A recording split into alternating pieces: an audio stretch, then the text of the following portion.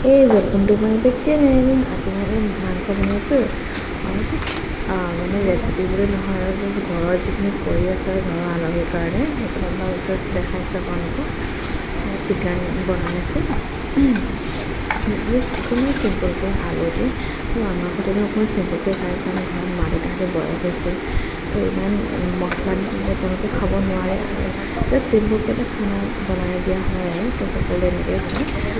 Just অলপ সৰুকৈ আৰু এইফালে হাজবেণ্ডে বৰ বেছি তেল মছলাবিলাক খাবলৈ তেওঁ ভাল নাপায়, কিন্তু এইফালে দেউতাই চাই আছিল যে কিমান তেল কিয় দিছে আৰু দেউতাই যে তেল নাখায়, তেওঁ চুগাৰ আছে কাৰণে আৰু তো মই কৈছোঁ হ'ব কমাই দিম বুলি আৰু তো এনেকৈ আমাৰ সৰু খানা। ইফালে আকৌ এটা চচত মোৰ হাজবেণ্ডে মাংস বইল খাই বহুত বেছি ভাল পায়, তো তাৰ কাৰণে মাংস বইল বনাইছোঁ।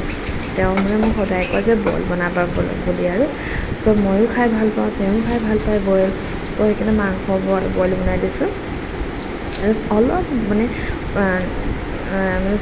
চেণ্টৰ কাৰণে অলপ বাঁহগাজ খৰিচা দিয়া হৈছিল।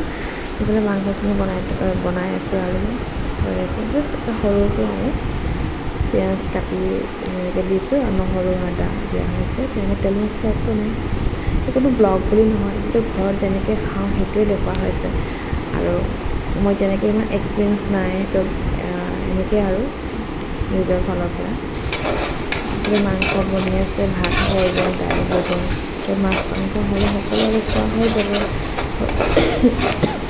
গাটো বৰ বেছি ভাল নাই, সেইকাৰণে মাংস অলপ জালুক দি তেনেকৈ খোৱা হৈছে আৰু